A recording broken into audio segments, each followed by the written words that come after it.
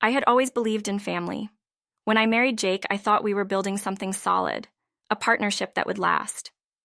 But as the years passed, I began to feel more like a caretaker than a partner.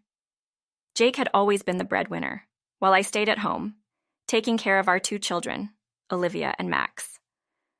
At first, I didn't mind. I loved being there for them, making sure they had everything they needed. But slowly, Jake started changing. It wasn't just the long hours at work. It was the way he stopped listening to me, the way he started making decisions without consulting me. We used to talk about everything: where to go on vacation, how to spend our weekends. But now, Jake made those decisions on his own, like I wasn't even part of the equation. I had tried to talk to him about it, tried to explain that I was feeling ignored, but he always brushed me off. One day, it became too much. I came home after running errands to find the house eerily quiet.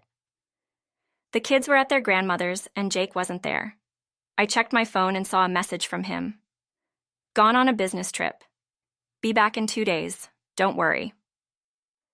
It wasn't the fact that he was away that bothered me. It was the coldness of the message, like he was telling me something I was supposed to accept without question. That night, I couldn't sleep. I tossed and turned, my mind racing. What was happening to our marriage? Where was the man I had married? The man who used to care about what I thought, what I wanted. I couldn't find him anymore. In the silence of the house, I realized something. I didn't need to keep living like this. I didn't need to keep waiting for Jake to change. The next morning, I made a decision. I wasn't going to be his doormat anymore. I was going to do something for myself.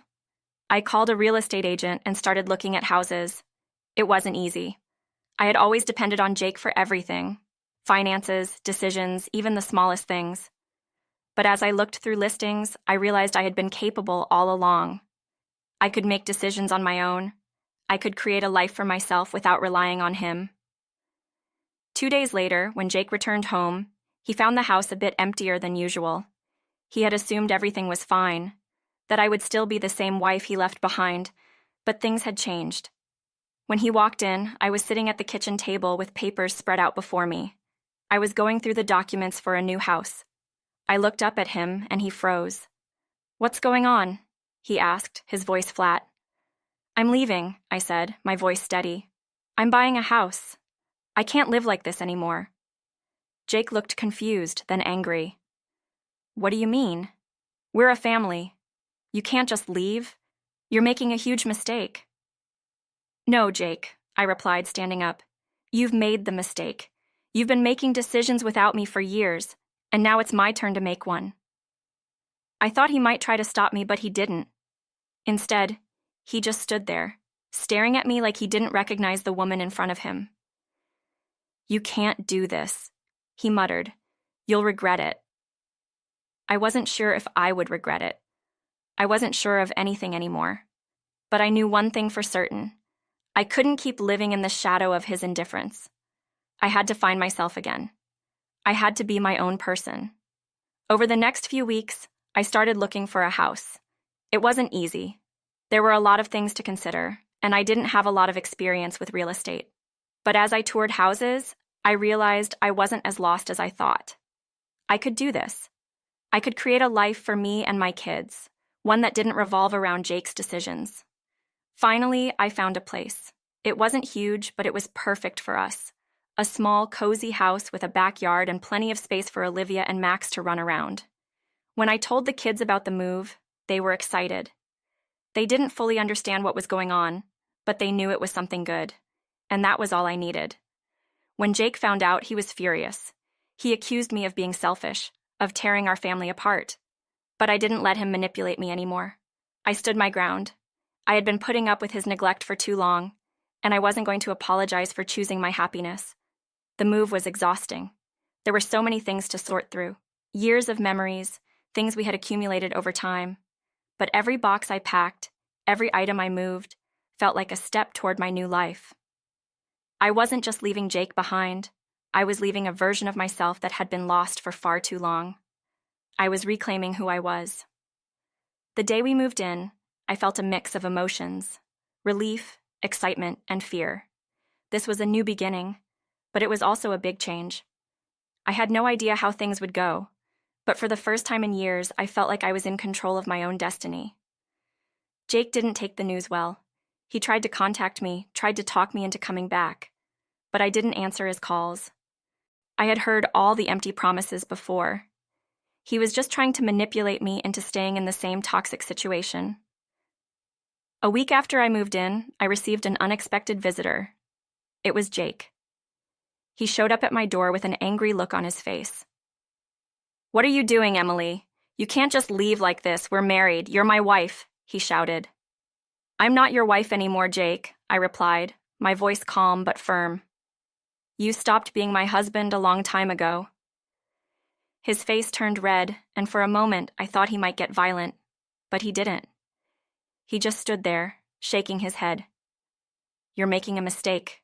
You're going to regret this." "I don't think so," I said. "I'm finally living the life I deserve, a life without you controlling every move I make." Jake left, slamming the door behind him, and for the first time in years, I felt a sense of freedom.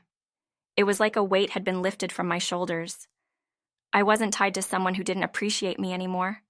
I was free. But just when I thought I could finally breathe easy, I got a phone call. It was from Jake's lawyer. Apparently, Jake had filed for divorce. He was trying to claim the house, claiming I had left him with nothing. I wasn't surprised. I knew he would do everything he could to manipulate the situation in his favor. But this time, I wasn't going to back down.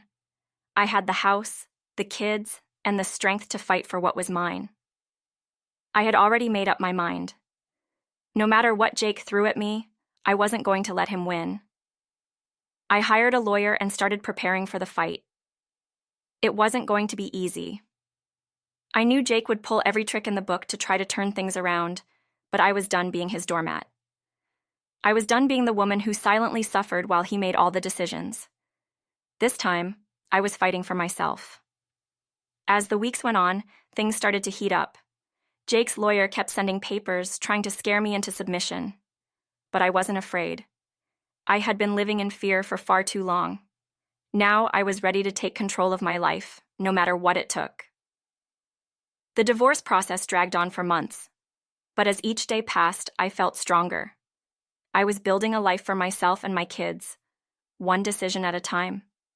The fight wasn't just about the house or the money. It was about my dignity, my freedom, and my future. And then one day the phone call came.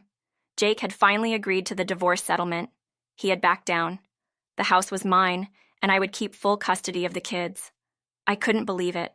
It was over. I hung up the phone, feeling a rush of relief and pride. I had done it. I had fought for myself and won. I was finally free from Jake's control, and I could move forward with my life. That night, I sat down with Olivia and Max and told them the good news. They were thrilled. They didn't fully understand what had happened, but they knew their mom was happy, and that was all that mattered. As I looked around the house, I realized that this was just the beginning.